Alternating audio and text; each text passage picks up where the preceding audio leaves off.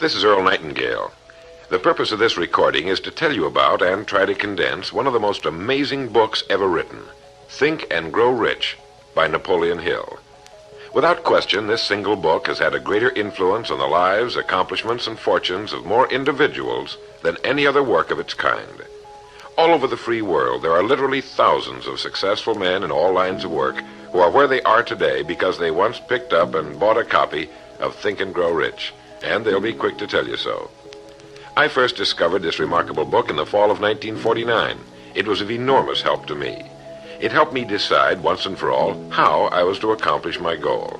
It unified my thinking and gave me a straight, clear road to the point I had decided to reach. One of my closest friends found the book several years ago and stayed home for 3 days reading and digesting its material, and he then went on to reach the top in his industry. I've sat in richly paneled, carpeted executive offices and listened to world-famous business leaders, some of them old enough to be my father, tell me that everything worked out fine after they had read Think and Grow Rich. Now, what's the secret of this amazing book? Why has this book, out of all the thousands of self-help books, remained the one towering giant? I think to understand this, you have to know Napoleon Hill as I do. He certainly was not the first man to be appalled at the poverty and seemingly endless struggle and lack of direction he saw about him as a boy and as a young man, nor was he the first to write on the subject. But he possessed two unique, highly developed abilities seldom found in one man. The first was in the manner in which he approached his subject. Napoleon Hill went after the answers to achievement in the same way a scientist seeks to open to the light of reason a secret of nature.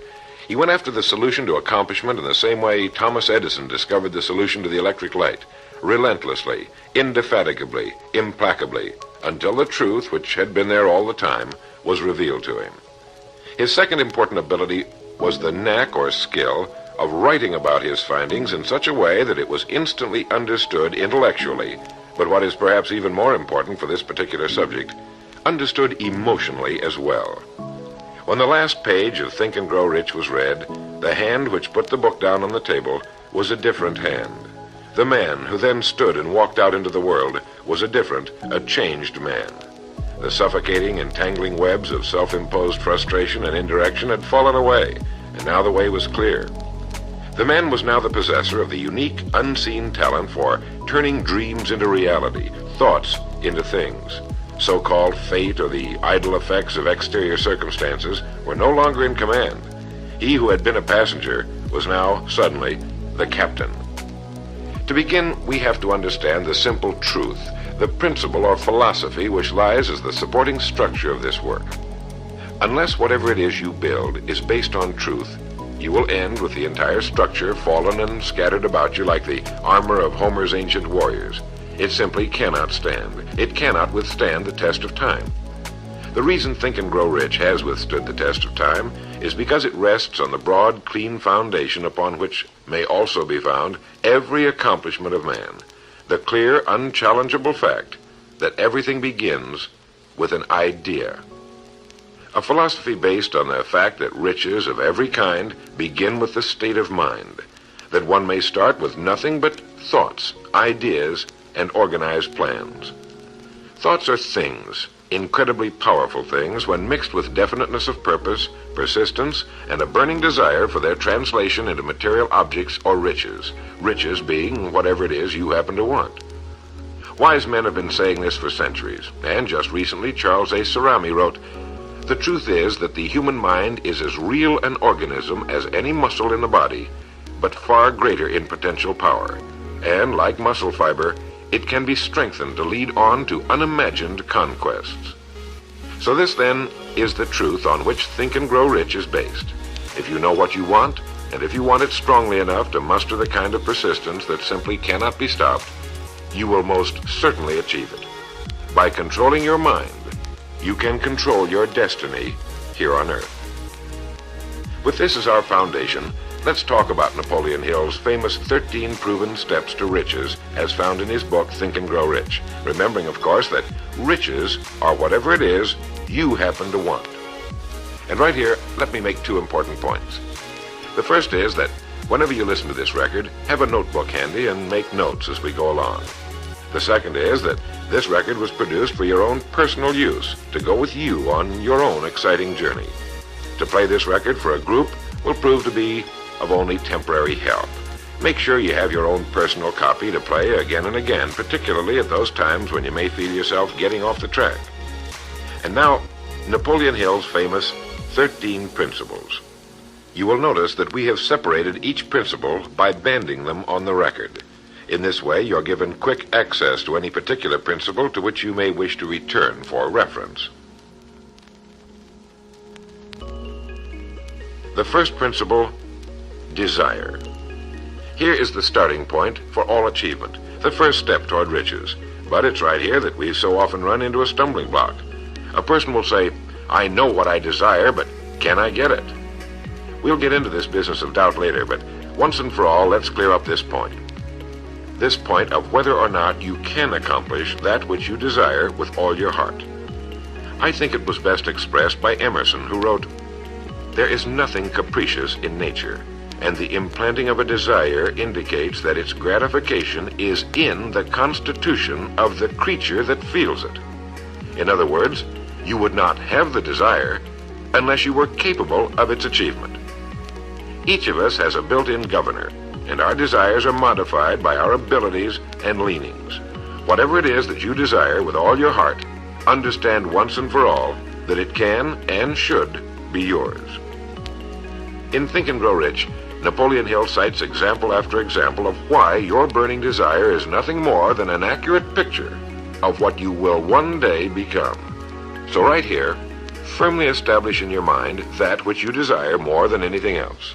For, as Helvetius put it, by annihilating the desires, you annihilate the mind. Every man without passions has within him no principle of action, nor motive to act. A good way to determine whether or not you really have a burning desire is to examine the way you go after it. If you go after that which you think you desire tentatively, timidly, in an attempt to play it safe, you don't have a burning desire at all. You can't get to second base if you keep one foot on first. But if you're willing to burn your bridges behind you and say once and for all, this is it, this is what I will do, and I will never retreat, I'll never go back, then you have the sort of desire that can only end in success. It takes that kind of resolve to be able to keep picking yourself up after the falls you're bound to take. The only people who don't make mistakes are those who never try anything. The timid feeders in the lagoon who never venture into the broad deep sea beyond. While these principles will work for anything you may want, a more harmonious home life, a more successful career, for our example, let's say your desire happens to be more money, to better care for your family and provide for your future years, to get your share of the prosperity that lies ahead. Napoleon Hill gives us 6 definite, practical steps to follow. 1. Fix in your mind the exact amount of money you desire. It is not sufficient merely to say, I want plenty of money. Be definite as to the amount. There's a psychological reason for definiteness, which will be described in a subsequent principle. Number 2, determine exactly what you intend to give in return for the money you desire. There's no such reality as something for nothing. 3, establish a definite date when you intend to possess the money you desire. And 4, create a definite plan for carrying out your desire and begin at once, whether you're ready or not, to put this plan into action. 5, write out a clear, concise statement of the amount of money you intend to acquire, name the time limit for its acquisition, state what you intend to give in return for the money, and describe clearly the plan through which you intend to accumulate it. 6, read your written statement aloud twice daily, once just before retiring at night, and once after arising in the morning. As you read, see and feel and believe yourself already in possession of the money, or whatever your goal happens to be. It's important that you follow these instructions to the letter. Play this part of the record over until you have it down to your satisfaction, for this is by far the most important of the 13 principles, and this chapter of the book ends with these words.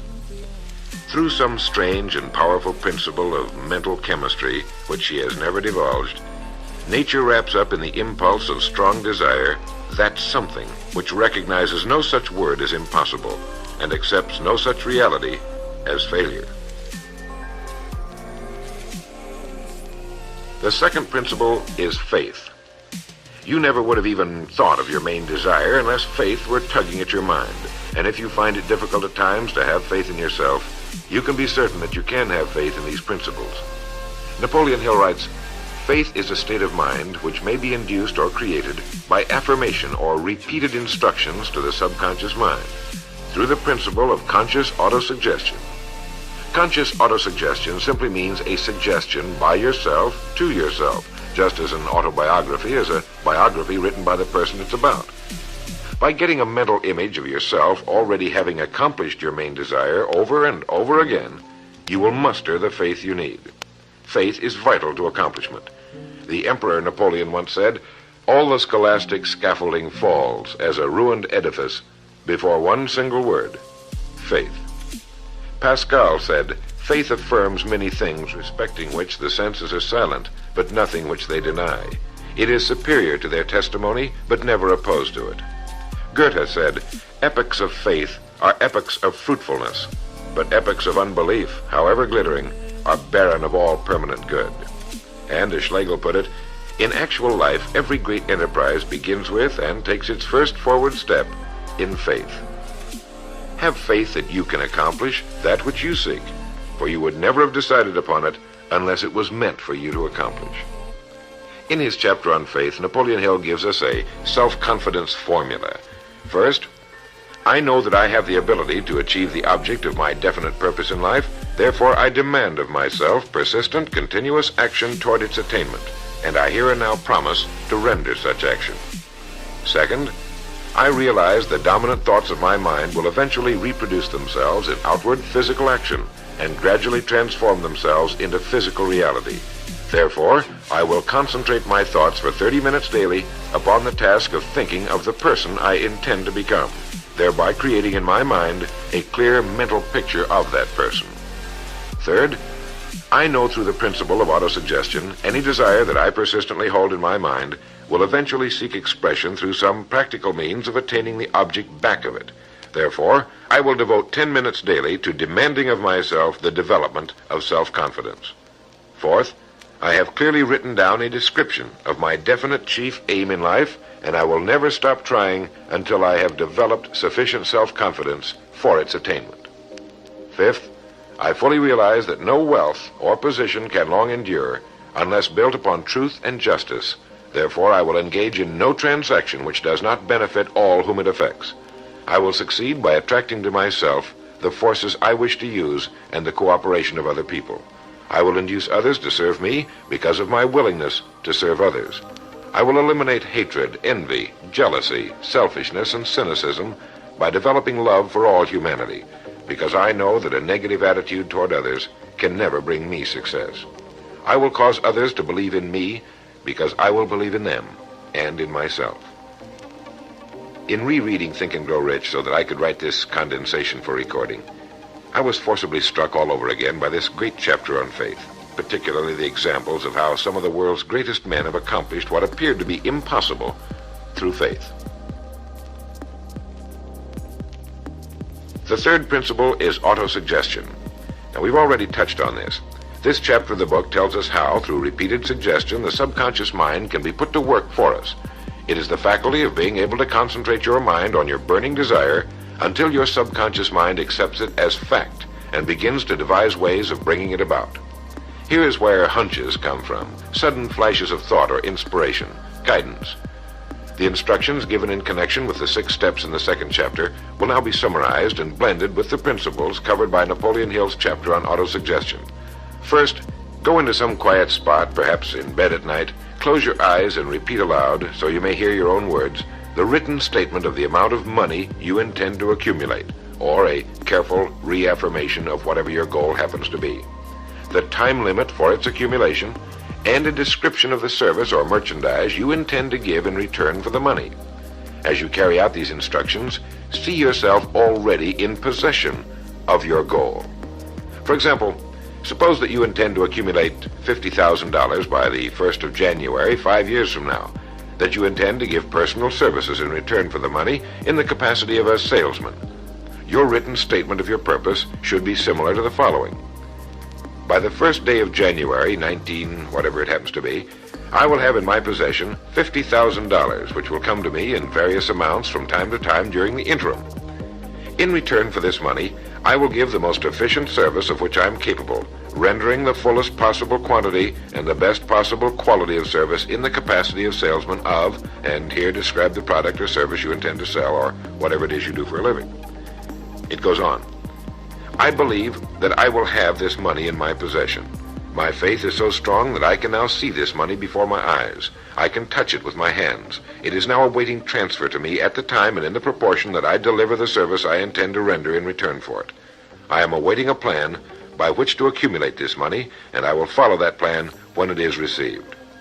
Second, repeat this program night and morning until you can see in your imagination the money you intend to accumulate. Third, place a written copy of your statement where you can see it night and morning and read it just before retiring and upon arising until it's been memorized. As you carry out these instructions, you are applying the principle of autosuggestion. The fourth principle is specialized knowledge. It is here that I think Napoleon Hill makes a very important point. Knowledge is power only to the extent that it is organized into a definite plan of action and directed to a definite end. To quote from the book, before you can be sure of your ability to transmute desire into its monetary equivalent, you will require specialized knowledge of the service, merchandise, or profession which you intend to offer in return for fortune. Perhaps you may need much more specialized knowledge than you have the ability or the inclination to acquire. And if this should be true, you may bridge your weakness through the aid of your mastermind group. More on this later, but for now realize that you must learn all you can about your specialty. Set aside a definite time every day for learning more about what it is you do for a living.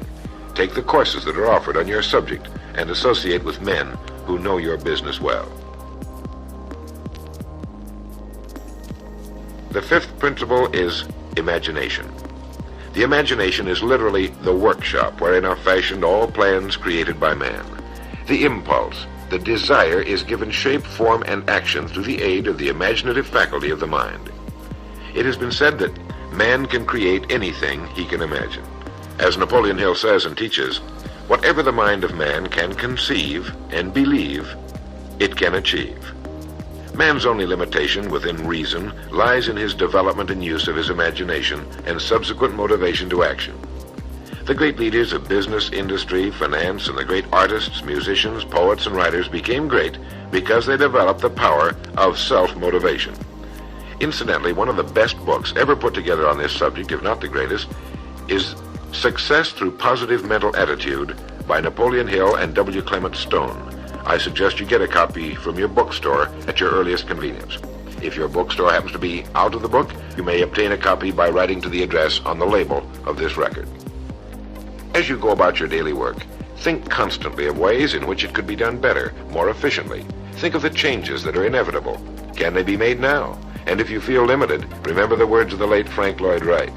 He said, "The human race built most nobly when limitations were greatest, and therefore when most was required of imagination in order to build it all. Limitations seem to have always been the best friends of architecture." As you build your future from this point onward, don't concern yourself with limitations, but remember that they may be your best friends, since they require imagination if we're to rise above them. And as Beecher said, the soul without imagination is what an observatory would be without a telescope. Now, if you'll turn this record over, we'll get to the sixth principle. The sixth principle is organized planning. You have decided on your desire, your goal. Now let's organize the plan for its accomplishment right on schedule. Let me quote again from Think and Grow Rich. You have learned that everything man creates or acquires begins in the form of desire. The desire is taken on the first lap of its journey from the abstract to the concrete in the workshop of the imagination, where plans for its transition are created and organized. Earlier, you were instructed to take 6 definite practical steps as your first move in translating the desire for whatever you want into its physical equivalent. One of these steps is the formation of a definite practical plan or plans through which this transformation may be made. 1. Ally yourself with one or more persons, a group of as many people as you may need for the creation and carrying out of your plan or plans for the accumulation of the money you've established as your goal. Making use of the mastermind principle. This is important. 2. Before forming your mastermind alliance, decide what advantages and benefits you may offer the individual members of your group in return for their cooperation. No one will work indefinitely without some form of compensation, although this may not always be in the form of money. 3. Arrange to meet with the members of your mastermind group at least twice a week, and more often if possible, until you have jointly perfected the necessary plan or plans for the accomplishment of your goal. 4. Maintain perfect harmony between yourself and every member of your mastermind group. Keep in mind these facts. First, you're engaged in an undertaking of major importance to you. To be sure of success, you must have plans which are faultless.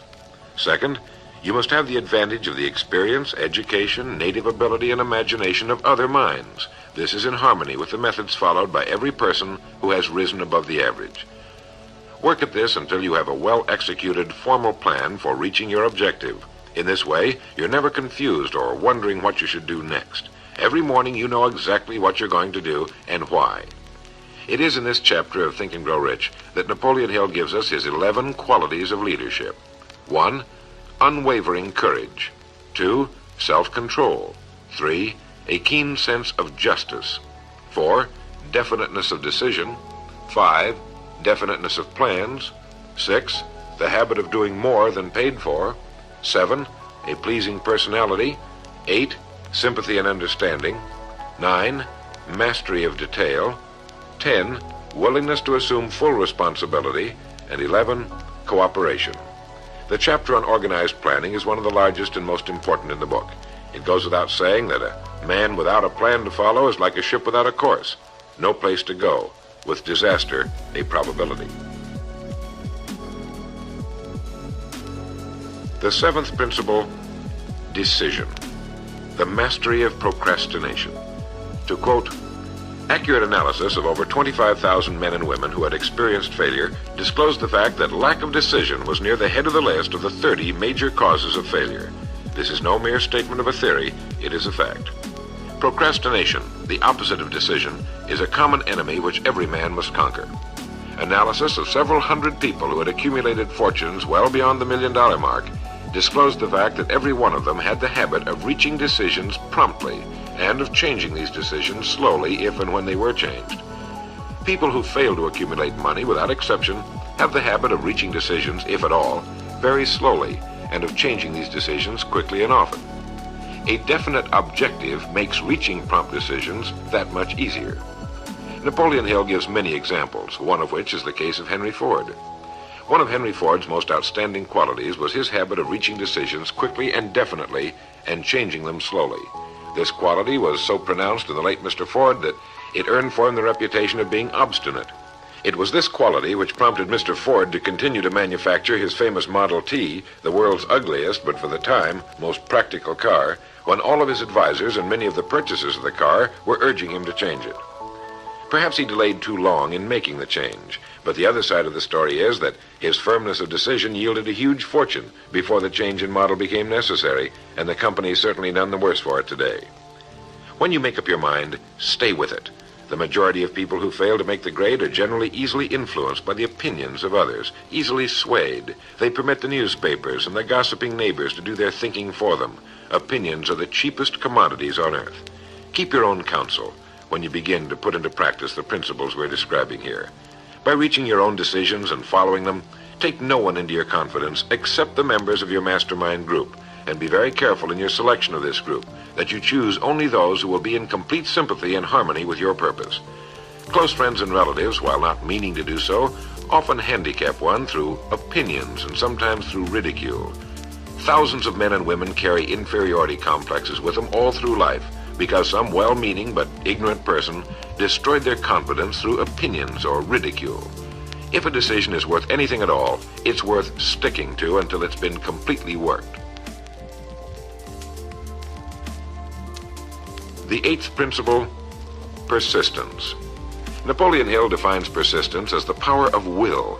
Willpower and desire, when properly combined, make an irresistible pair. Persistence to an individual is what carbon is to steel. In uncounted thousands of cases, persistence has stood as the difference between success and failure. It is this quality more than any other that keeps the majority from great accomplishment. They'll try a thing, but as soon as the going gets tough, they fold. Experience with thousands of people has proved that lack of persistence is a weakness common to the majority of men. It is a weakness which may be overcome by effort. If you're to accomplish the desire you've set for yourself, you must form the habit of persistence. Things will get dark. It will seem as though there's no longer any reason to continue. Everything in you will tell you to give up, to quit trying. And it's right here that the men are separated from the boys. It's right here that if you'll go that extra mile and keep going, that the skies will clear, and you'll begin to see the first signs of the abundance that is to be yours because you had the courage to persist.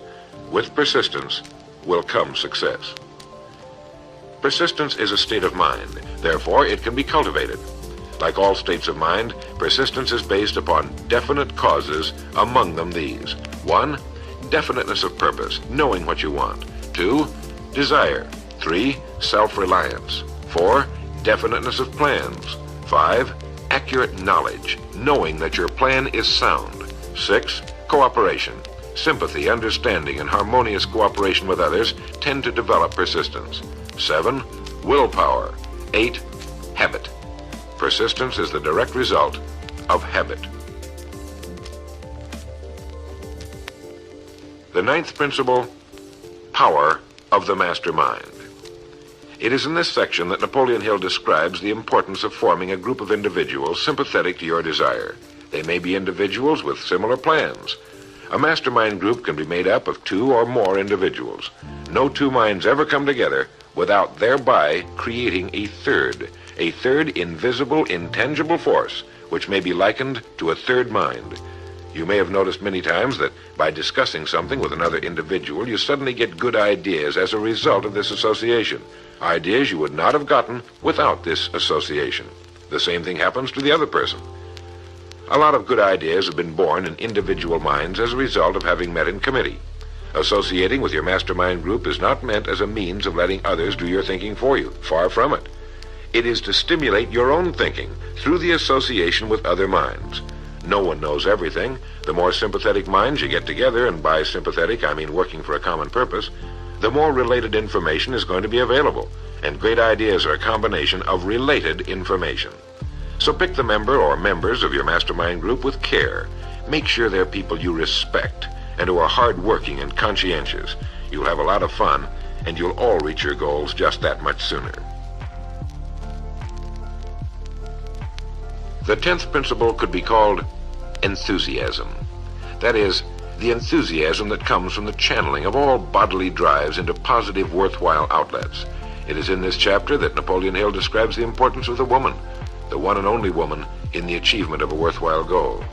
It seemed quite significant to Mr. Hill that practically every great leader was a man whose achievements were largely inspired by a woman. When things get tough, and you can count on it, they will, you may be deserted by what you thought were friends.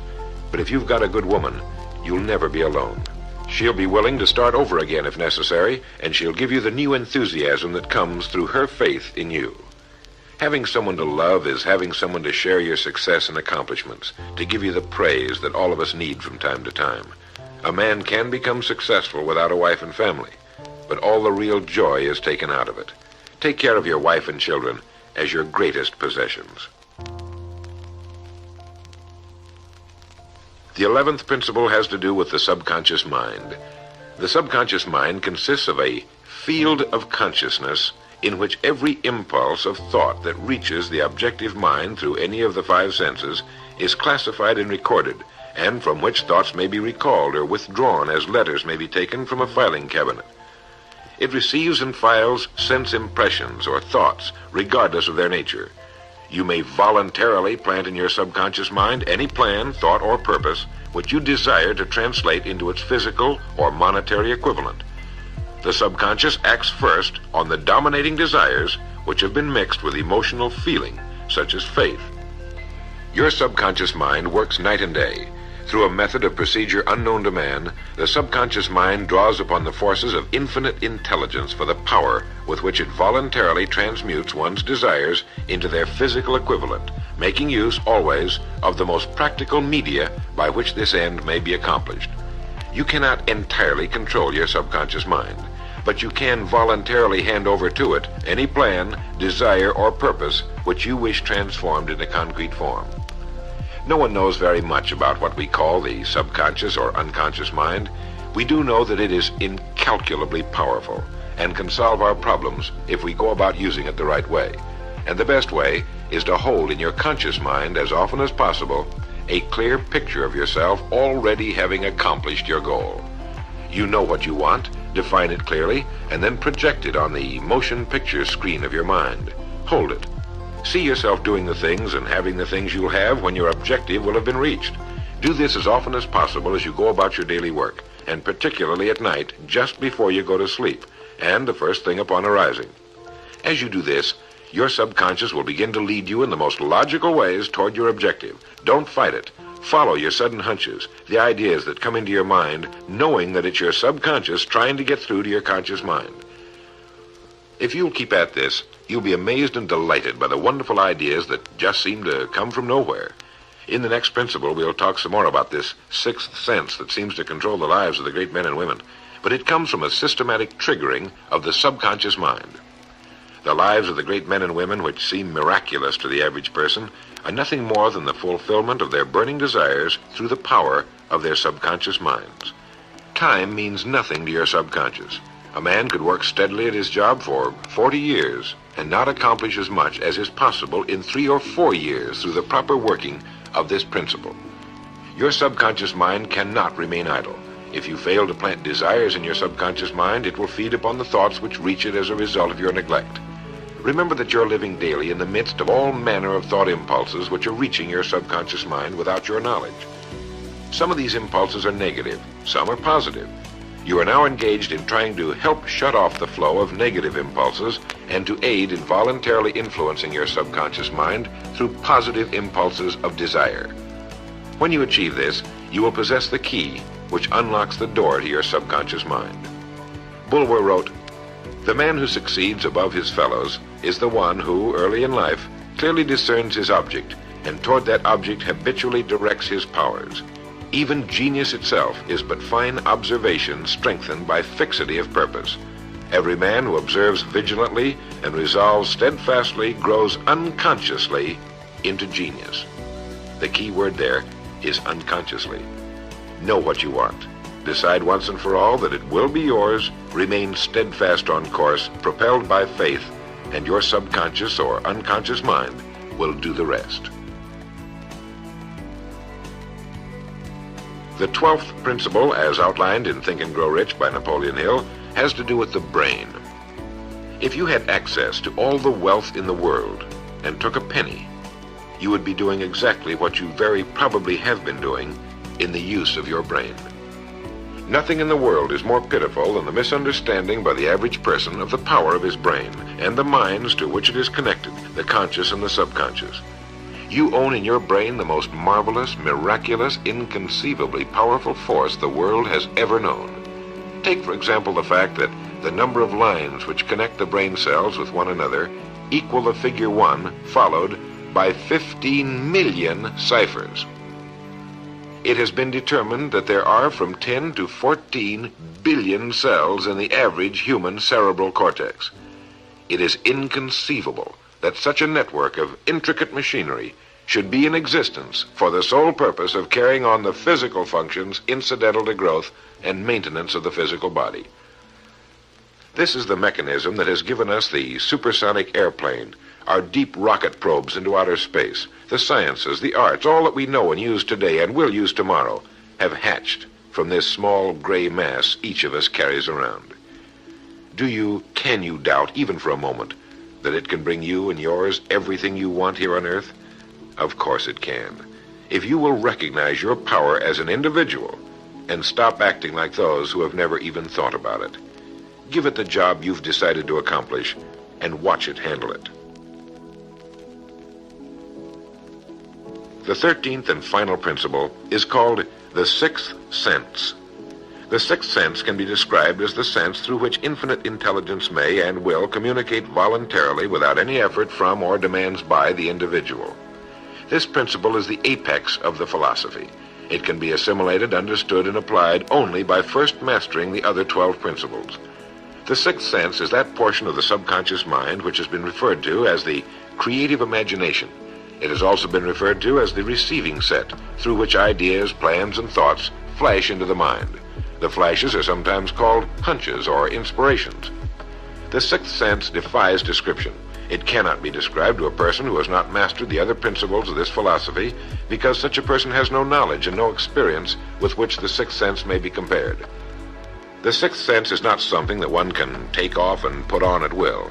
Ability to use this great power comes slowly through application of the other principles we've outlined. Many individuals come into a workable knowledge of the sixth sense even before the age of 40, but more often the knowledge is not available until one is well past 50, and this for the reason that the spiritual forces with which the sixth sense is so closely related do not mature and become usable generally except through years of meditation, self-examination, and serious thought. But begin to develop it now by applying the principles we've talked about here. Remember this: man can create nothing which he does not first conceive in the form of an impulse of thought. Man's thought impulses begin immediately to translate themselves into their physical equivalent, whether those thoughts are voluntary or involuntary. Keep fear out of your mind by concentrating on the mental picture of your goal, your greatest desire. Now, I want to mention that Think and Grow Rich as a book carries more endorsements by great men who knew of its truth than any other book of its kind ever written. I'll touch on only a few. All of these great men actually endorsed Napoleon Hill's principles. Former President of the United States William Howard Taft. F.W. Woolworth wrote that he had built his great chain of stores by applying many of these principles. Robert Dollar, who built the great Dollar steamship line, wrote, "If I had had this philosophy 50 years ago, I suppose I could have accomplished all that I've done in less than half the time. I sincerely hope the world will discover and reward you." Samuel Gompers wrote that the mastery of these principles is the equivalent of an insurance policy against failure. President Woodrow Wilson. John Wanamaker, the merchant prince, wrote, "I know that your fundamentals are sound because I've been applying them in my business for more than 30 years.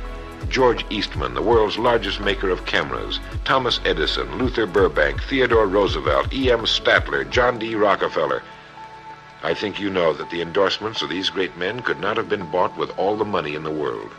What we have been talking about here can change your life, can bring you anything and everything worthwhile you want in life for yourself and your family. Cut yourself away from the average, from the mediocre, and chart your course on the dream in your heart. These 13 principles will never let you down, as long as you use them. And now, it is with great pleasure that I give you the author himself, Napoleon Hill. Thank you, Earl Nightingale. The message which you who are listening have just heard has brought you within 3 short steps of the supreme secret of success. The same secret which has brought happiness, peace of mind, and financial success to countless thousands of people who have read Think and Grow Rich. The same secret which has made master salesmen out of ordinary order takers. And the same secret which has brought friendship, love, and marriage to men and women who have come under the spell of the 13 principles which Earl Nightingale has just described. You desire the better things of life, or you wouldn't be listening to this record. Come with me then, and I will help you chart your course so you may acquire whatever it is that you desire most in life by following these instructions. 1. Condition your own subconscious mind to work for you while you sleep as well as when you are awake. You can do this by playing this record to yourself every night just before you retire. Then, before you go to sleep, after hearing the record, write out a clear statement of what you wish to accomplish the following day, and request your subconscious mind to work during the night and provide you with the plan you will need to achieve your purpose. 2. Form a personal mastermind group of 2 or more people who are closely associated with you. They can be members of your family, your business, or your professional associates, or people who work where you are employed, and play this record in their presence at least once a week. After you have done this, engage in a friendly roundtable discussion of the 13 success principles and request each person in the group to participate and to look for inspirational ideas which may help him or her to become more successful. 3, beginning now, follow the habit of rendering more service and better service than that which is expected of you, and do it in a pleasing, positive mental attitude. This will make friends for you, it will increase the value of your services, and it will attract opportunities by which you may get from life whatever it is that you most desire. Follow these instructions to the letter, and you will surely see the day when you can express a prayer of gratitude for having had the privilege of hearing and acting on the message which Earl Nightingale has given you through this record. And now, may I reach out across the space and the time which separate us and offer you a hand of friendship and a sincere prayer that you will be blessed with a richer and a fuller life because of this message. Your big opportunity may be right where you are now. Follow these instructions faithfully, and it will reveal itself to you. This is Napoleon Hill saying, don't search for opportunity in the distance, but recognize it and embrace it right where you are.